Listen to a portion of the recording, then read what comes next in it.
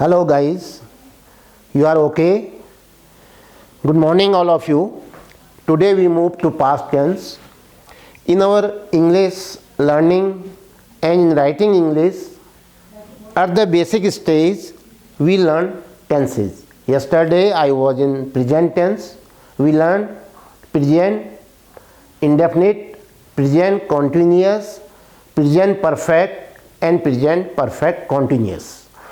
Now today we move to past tense, and today we also again study past indefinite tense, past continuous tense, past perfect tense and past perfect continuous tense in the same way, but the time is past. Yesterday it was present and now today we move to past tense. Past tense में हम क्या करते हैं, बीते हुए समय के जो वाक्य की सूचना देते हैं और वहाँ पर हम सब्जेक्ट के साथ वर्ब की सेकंड फॉर्म लेते हैं और उसके बाद ऑब्जेक्ट आता है। आप जानते हैं हर वर्ब की 3 फॉर्म होती हैं, first, second, third, present, past और पास्ट पार्टिसिपल। तो ये सेकंड फॉर्म लेते हैं सब्जेक्ट के बाद।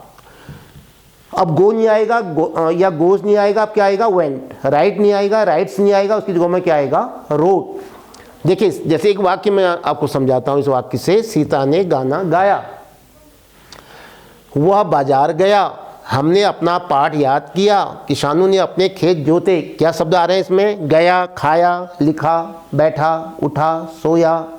तो ऐसे सेंटेंस आ रहे हैं और पुराने समय की, बीते हुए समय की ये बातें हैं। तो सीता ने गाना गाया, सब्जेक्ट सीता है। अब गाना गाने को हम कल सिंग या सिंग्स कह रहे थे, आज उसके लिए क्या शब्द यूज करेंगे, इसकी सेकंड फॉर्म क्या होती है, सैंग। तो क्या बनेगा वाक्य, सीता सैंग अ सॉन्ग। ये जो सैंग है ये वर्ब की सेकंड फॉर्म है। सेकंड सेंटेंस, वह बाजार गया, सब्जेक्ट क्या है, ही। वह के लिए क्या कहेंगे हम, ही। अगर कोई लड़का है तो ही आएगा, पुरुष के लिए ही आता है। और इसी ढंग से अगर कोई लड़की है तो उसके लिए क्या यूज करोगे, सी। यहाँ पर आपने कहा कि कोई बॉय है तो आपने उसके लिए यूज किया ही। अब जाने को हम गो कहते हैं, कल हम यूज कर रहे थे गोज, गो। आज हम उसकी जगह में क्या यूज करेंगे, वेंट, WENT, वेंट। वह गया, ही वेंट टू मार्केट। तीसरे में देखो, हमने अपना पाठ याद किया। हमने की अंग्रेजी क्या बनाओगे सब्जेक्ट में, वी। अब पाठ याद करने को क्या कहते हैं, लर्न या लर्न्स। ये फर्स्ट फॉर्म आती है। लेकिन यहाँ पर आप ध्यान दीजिए, लर्न या लर्न्स की जो सेकंड फॉर्म होती है वो क्या हो जाती है, लर्नड। तो आज हम उसमें सेकंड फॉर्म में लर्न या लर्न्स न लिख करके क्या लिख रहे हैं, लर्नड। सब्जेक्ट के बाद वर्ब की सेकंड फॉर्म, उसके बाद ऑब्जेक्ट अवर लेसन। किसानों ने अपने खेत जोते, किसानों ने अपने खेत जोते थे, किसानों ने अपने खेत जोत लिए। मतलब ऐसा लग रहा है कि जैसे पुरानी बात कह रहे हैं, वो काम हो गया है और अपनी पुरानी बात को इस समय आप रिपीट कर रहे हो। तो किसान प्लूरल नंबर पर है, ज़्यादा किसान हैं, द फार्मर्स। अपने खेत जोते, जोतने को प्लो कहते हैं, पहली फॉर्म में प्लो या प्लो जाएगा। लेकिन अब ये पास्ट का है तो सेकंड फॉर्म आएगी, तो प्लो का सेकंड फॉर्म क्या होता है, प्लोड, PLOUGHED, प्लोड। अपने, दे के लिए क्या है, जैसे द फार्मर्स था, इसके लिए प्रोनाउन क्या आता, दे। तो दे का क्या होगा अपने की अंग्रेजी, देयर फील्ड्स। तो क्या बना, the farmers ploughed their fields. उसने पत्र लिखा, ही। अगर लड़की होती क्या लिखते, सी। हम यहाँ बॉय के लिए क्या लिख रहे हैं, ही। लिखने को कहते हैं राइट या राइट्स। इसकी सेकंड फॉर्म क्या होती है, रोट अ लेटर। ये ऑब्जेक्ट क्या आ जाएगा, अ लेटर। यहाँ पर आप कहोगे भाई एक तो दिया नहीं था आपने, एक कहाँ से लाए, क्योंकि लेटर जो है उसको गिन सकते हैं, 1 पत्र, 2 पत्र, 3 पत्र। इसको हम काउंटेबल नाउन कहते हैं। और कोई भी काउंटेबल नाउन बिना आर्टिकल के नहीं आता है, या तो उसमें डेफिनेट आर्टिकल द आएगा और या क्या आएगा, इंडेफिनिट आर्टिकल ए या एन। तो यहाँ पर आपने लिखा ही रोट अ लेटर। ये सारे वाक्य क्या हैं आपके, जो आपने किए अभी है, आप इनको कहते हो अफर्मेटिव सेंटेंसेज। क्या हुआ अफर्मेटिव, जो बात हाँ में होती है आप इसको कहते हो अफर्मेटिव सेंटेंसेज, यानी ये वाक्य हाँ में है, इसको हम ये भी कह सकते हैं सकारात्मक वाक्य। इसमें कहीं पर भी नहीं होता है, न प्रश्न पूछा गया है और न इसमें नहीं का उल्लेख हुआ है। अगर हमने इसका नेगेटिव बनाना होता, अगर हमने कहा इसका नेगेटिव बनाओ, नहीं शब्द यूज करो, मैं आपको एक बात बताता हूँ। जो ये सैंग है, आप यहाँ देखो, माना आपने कहा साहब ये सैंग है, किससे बना था ये सैंग बना था आपका सिंग से। तो ये सैंग कैसे हो गया? तो हम इसको ऐसे समझाते हैं mathematically, did plus sing equal to sang. अगर आप इसको समझ जाओ कि सैंग के अंदर डिड छिपा हुआ होता है, सेकंड फॉर्म, पहले फॉर्म में जब हम डिड जोड़ते हैं तो सैंग बन जाता है। अब यहाँ ये काम आएगा, वह बाजार गया, ही वेंट टू मार्केट। अब यहाँ पर मैं कहता हूँ वो बाजार नहीं गया, अगर हम ऐसा पूछेंगे तो क्या हो जाएगा? ही, हमेशा ध्यान रखना हेल्पिंग वर्ब डिड को बाहर निकाल दोगे तो उसके बाद तब नॉट लगाओगे। ही डिड नॉट, और डिड नॉट के बाद आपने देखा यहाँ पर पहली फॉर्म आती है हमेशा, डिड के बाद सेकंड फॉर्म फिर खुद नहीं आएगी। क्यों नहीं आएगी? क्योंकि डिड अपने आप में सेकंड फॉर्म है, डू का सेकंड फॉर्म डिड होता है, तो इसलिए दो सेकंड फॉर्म नहीं आएंगी। डिड नॉट सिंग, तो क्या बना? He did not go to market. हमने अपना पाठ याद किया, वी लर्नड आवर लेसन। हमने अपना पाठ याद नहीं किया, हाँ बताइए क्या होगा? वी, आपने अभी क्या कहा था, लर्न में क्या छिपा हुआ है कहा था? डिड, तो डिड के पीछे नॉट लगाओ, वी डिड नॉट। अब लर्न तो नहीं रहेगा, ये किससे बना था? लर्न से। We did not learn our lesson. किसानों ने अपने खेत जोते, the farmers ploughed their fields. ये जो प्लोड है ये सेकंड फॉर्म है, इसमें क्या छिपा हुआ है? डिड। तो क्या हो जाएगा नहीं जोते में? The farmers did not. अब प्लोड नहीं रहेगा, आपने डिड निकाल लिया तो पहली फॉर्म आएगी, क्या बन जाएगी? प्लो देयर फील्ड्स। उसने पत्र लिखा, ही रोट ए लेटर। ये भर्ब जो रोट है ये भर्ब की सेकंड फॉर्म है, इसके अंदर क्या छिपा हुआ है? Helping verb did. तो जब नेगेटिव बनाओगे तो डिड के साथ नॉट लगाओगे। ये मत पूछो कि डिड कहाँ से आ गया, आप कहोगे सेकंड फॉर्म है, मूल भर्ब में डू छिपा रहता है और सेकंड फॉर्म में डिड छिपा रहता है। ही डिड नॉट, अब रोट नहीं कहोगे, अगर रोट कहोगे तो गलत हो जाएगा वाक्य। तो क्या बनना चाहिए? ही डिड नॉट, पहला फॉर्म क्या होना था? Write. He did not write a letter. ये इसका क्या हो गया? नेगेटिव हो गया। आपने कहा भाई दूसरा फॉर्म वाक्य क्या होता है? नेगेटिव होता है, जिसको हम क्या कहते हैं हिंदी में? निषेधात्मक वाक्य या नकारात्मक वाक्य। निषेधात्मक वाक्य बन गया ये आपका जब आप नॉट लगाओगे। तीसरे में कभी कभी आप देखते हो कि हम प्रश्न पूछते हैं, जैसे सीता ने गाना गाया। प्रश्न भी दो प्रकार के होते हैं, एक WH वर्ड वाले, एक साधारण प्रश्नवाचक। मैं अभी साधारण प्रश्नवाचक की बात करूंगा। सीता ने गाना गाया, अब मैंने पूछा साधारण में जिसका उत्तर हाँ या ना में आएगा।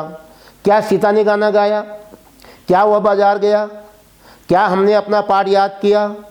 क्या किसानों ने अपने खेत जोते? ये क्या शब्द आ रहा है? अब तुम कहोगे इस क्या की अंग्रेजी तो कभी कभी बच्चे व्हाट बना देते हैं, ऐसा नहीं होगा। वो क्या की अंग्रेजी क्या बनेगी? Helping verb. जो हेल्पिंग वर्ब आ रही थी, छिपी हुई थी, वो आगे आ जाएगी सब्जेक्ट से आगे। जैसे सीता ने गाना गाया, सीता sang a song। अब आपने कहा इसमें डिड छिपा हुआ है तो डिड को आगे लगा दो, डिड सीता। अब यहाँ डिड के साथ तुम जानते हो सेकंड फॉर्म नहीं आती है, किससे बना था? सिंग से। Did Sita sing a song.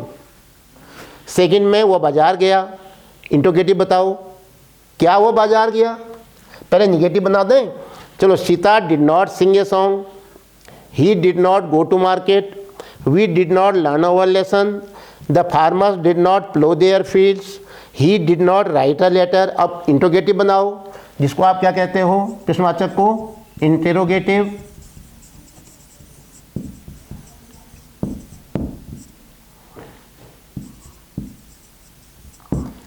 इसको हम कहेंगे प्रश्नवाचक, प्रश्नवाचक वाक्य। तो एक सेंटेंस तीन तरीके से आपको याद करना है।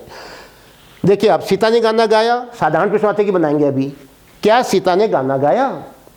तो वो क्या की अंग्रेजी क्या बनेगी? Helping verb. क्या कहा मैंने उसके लिए? Helping verb. अब बताइए हेल्पिंग वर्ब क्या आई है इसमें, आपको पता है वो क्या छिपी है, डिड सेकंड फॉर्म में छिपी हुई थी। निगेटिव बनाने में भी इसने काम किया, डिड नॉट। अब यहाँ ये इंट्रोगेटिव बनाने में भी काम करेगा। बताइए क्या आएगा, डिड आगे आ जाएगा सब्जेक्ट के। अब डिड के बाद अभी तक तो वर्ब में हम देख रहे हैं सेकंड फॉर्म आ रही है, sang, went, learned, plowed, wrote, लेकिन डिड के साथ क्या होता है, वर्ब की फर्स्ट फॉर्म। ये ध्यान रखने की बात है, अगर आपने सेकंड फॉर्म लगा दिया तो वह सेंटेंस ग्रामेटिकली गलत माना जाएगा। तो आपने कहा साहब डिड प्लस वर्ब की फर्स्ट फॉर्म। तो अब जब हम वर्ब अपनी जगह पर लाएंगे सब्जेक्ट के बाद, वहाँ पर फर्स्ट फॉर्म का ध्यान रखना पड़ेगा। तो क्या सीता ने गाना गाया, क्या बनेगा, हाँ बोलो, डिड, यस, सीता, यस। अब सैंग नहीं आएगा, फिर सैंग की जगह में क्या आएगा, जिससे सैंग बना था वो वर्ब है क्या, गाना गाने को हम क्या कहते हैं, सिंग कहते हैं। तो सिंग लिखोगे यहाँ पर, did Sita sing a song. और अंत में क्या आता है इसका, मार्क ऑफ इंट्रोगेशन, प्रश्नवाचक का चिन्ह। वह बाजार गया, ही वेंट टू मार्केट। क्या वह बाजार गया, डिड ही, क्या आएगा, वेंट आएगा, नहीं आएगा। क्यों नहीं आएगा, क्योंकि वेंट सेकंड फॉर्म है और डिड पहले आ गया है। तो अब वेंट किससे बना था, पहला फॉर्म क्या था, गो। तो डिड सीता, नहीं, did he go to market. हमने अपना पाठ याद किया, वी लर्नड अवर लेसन। क्या हमने अपना पाठ याद किया, क्या होगा, did we learn our lesson. किसानों ने अपने खेत जोते, the farmers ploughed their fields. क्या किसानों ने अपने खेत जोते, तो क्या करोगे, पहले क्या आएगी helping verb, did, did the farmers. अब प्लोड नहीं आएगा, क्या आएगा, यस, बताइए, हाँ बोलो, प्लो। क्योंकि प्लोड किससे बना है, प्लो से। Did farmers plough their fields, उसने पत्र लिखा, he wrote a letter. Wrote क्या है, वर्ब की सेकंड फॉर्म है। अब आपने कहा साहब ये तो क्या पूछ रहे हैं आप, तो प्रश्नवाचक वाक्य है, तो पहले क्या आएगा, क्या की अंग्रेजी, हेल्पिंग वर्ब। या तो ये कहो कि रोट में डिड छिपा है, या ये कहेगी कि पास्ट टेंस में क्या की अंग्रेजी डिड होती है। तो आपने कहा डिड ही, हाँ यहाँ क्या लिखेंगे वर्ब में, write, did he write a letter, did he write a letter. और अंत में क्या आएगा, मार्क ऑफ इंट्रोगेशन। तो इस ढंग से आपका जब आप पास्ट इंडेफिनिट पढ़ोगे तो आप पहले अफर्मेटिव पढ़ोगे, फिर नेगेटिव सेंटेंस पढ़ोगे, फिर उसके क्या बनाओगे, इंट्रोगेटिव सेंटेंस। अगर आप इन तीन, एक सेंटेंस के तीन पार्ट बना लेते हैं, then it is quite easy for you to understand what past indefinite is. Now we move to second form of tense. Past tense का सेकेंड फॉर्म क्या आएगा, पास्ट कॉन्टिन्यूअस टेंस। कॉन्टिन्यूअस माने जारी रहना, प्रोग्रेस में रहना, प्रोग्रेसिव टेंस भी कह सकते हो इसको। इसमें क्या आता है, देखिए वैसे रूल के लिए मैं आपको पहले ही बता दूं, जा रहा था, खा रहा था, लिख रहा था, दौड़ रहा था, पढ़ रहा था। तो रहा था, रही थी, रहे थे से अनुमान लगा लिया आपने कि कोई कार्य बीते हुए समय में चल रहा था। तो यहाँ पर हम हेल्पिंग वर्ब वॉज या वेयर का प्रयोग करते हैं। वॉज या वेयर के साथ वर्ब की आईएनजी फॉर्म आती है, going, coming, reading, writing, playing, jumping, sitting, standing. तो ये शब्द आईएनजी वाले फॉर्म आएंगे, लेकिन किसके साथ आएंगे, वॉज और वेयर के साथ। अगर आपको पता है कि प्रेजेंट कॉन्टिन्यूअस में क्या आया था, वो आप उसको कोरिलेट करो। वहाँ तो सर आपने कहा था कि इज एम आर के साथ आईएनजी आएगी, is going, am going, are going, is writing, am writing, are writing में से एक चीज़ ले रहे थे हम, कोई एक वर्ड ले रहे थे। अब यहाँ पर हम इज एम आर नहीं लिखेंगे, क्या लिखेंगे, यहाँ पर रहा था, रही थे के लिए वॉज या वेयर लिखेंगे। उसके बाद क्या आएगा, वर्ब की आईएनजी फॉर्म। इसमें समय नहीं दिया रहेगा। सीता गाना गा रही थी, सीता के साथ क्या आता है, वॉज। फर्स्ट पर्सन के साथ वॉज आता है, फर्स्ट पर्सन के साथ क्या आता है, ही, सी, इट, आई, इनके साथ वॉज आता है। तो Sita was singing a song. हमने सीता लिखा सब्जेक्ट, उसके बाद वॉज लिखा, हमने कहा भाई वेयर तो बहुवचन के साथ आता है, प्लूरल नंबर के साथ। सीता तो एक लड़की है, तो यहाँ पर वॉज आएगा। फिर आईएनजी वाली वर्ब, गाना गाने को सिंग कहते हैं, सिंग में आईएनजी जोड़ो, सिंगिंग। फिर उसके बाद ऑब्जेक्ट क्या गा रही थी, एक गाना, अ सॉन्ग। तो वाक्य बना, सेंटेंस बना हमारा, Sita was singing a song. वह बाजार जा रहा था, सब्जेक्ट क्या है? ही। अब वो भी एक आदमी है, एक लड़का है, तो इसलिए क्या आएगा सिंगुलर नंबर में? वॉज। वेयर कब आता? जब ज़्यादा होते, वे, बहुत सारे, आप लोग, तुम लोग, हम लोग, ऐसा होता तो तब आप वेयर लिखते। तो यहाँ पर वॉज ही लिखोगे। और वॉज के बाद जा रहा था, खा रहा था, लिख रहा था, आपने कहा था आईएनजी वाली वर्ब आएगी। जाने को गो कहते हैं, गो में आईएनजी लगाओ, going. He was going to market. Clear आ गया यहाँ पर? अब देखिए इसका निगेटिव कितना आसान होता है, क्योंकि इसमें हेल्पिंग वर्ब ऑलरेडी है, वॉज और वेयर। तो इसके बाद आप क्या लगाओगे? Not. He, Sita was not singing a song, he was not going to market. Clear आ गया? अब इसका इंट्रोगेटिव बताइए, प्रश्नवाचक क्या बनेगा? जो हम अभी वॉज और वेयर हेल्पिंग वर्ब कह रहे थे, उसको आप सब्जेक्ट के आगे रख दो। जैसे क्या सीता गाना गा रही थी, इस वॉज को आगे रखो, was Sita singing a song. अब यहाँ पर देखो, क्या वो बाजार जा रहा था? क्या करोगे? ये वॉज आया है यहाँ पर, he was going to market. अब वॉज को सब्जेक्ट के आगे रख दो, was he going to market, was he going to market. Understand? Okay, now we move to next form of tense, next form of past tense, and what is the next third form of past tense? हाँ बताइए। Yes, it is past perfect tense. Perfect का मतलब है mister perfection, जो पूर्ण हो गया है, कंप्लीट हो गया है। तो इस सेंटेंस में बीते हुए समय में, पिछले टाइम पर अगर कोई काम कर लिया गया है, काम पूरा हो चुका है, तो वहाँ पर पास्ट टेंस क्या आता है? Past perfect tense. सीता गाना गा चुकी थी, वह अपना पाठ याद कर चुका था, वह बाजार जा चुका था, किसानों ने अपने खेत जोत लिए थे, हम अपना पाठ याद कर चुके थे। वैसे भी हिंदी में अनुमान लगा लीजिए आप, क्या रहा अंत में? चुका था, चुके थे, लिया था, लिए थे। ऐसा लग रहा है कि जो काम हमको दिया गया था वो पूरा हो गया था। तो इसलिए जैसे सीता गाना गा चुकी थी, तो आप इसका बड़ा आसान सा नियम है, सब्जेक्ट तो हम लेंगे ही, अफर्मेटिव सेंटेंस है ये। सब्जेक्ट के बाद क्या आएगा? हैड। अगर आप वहाँ प्रेजेंट परफेक्ट को याद करो तो वहाँ क्या थे? दो हेल्पिंग वर्ब थे, हैज और हैव। हैज फर्स्ट पर्सन के लिए, सिंगुलर नंबर के लिए, थर्ड पर्सन सिंगुलर नंबर के लिए, और बाकी के लिए हैव आ रहा था वहाँ।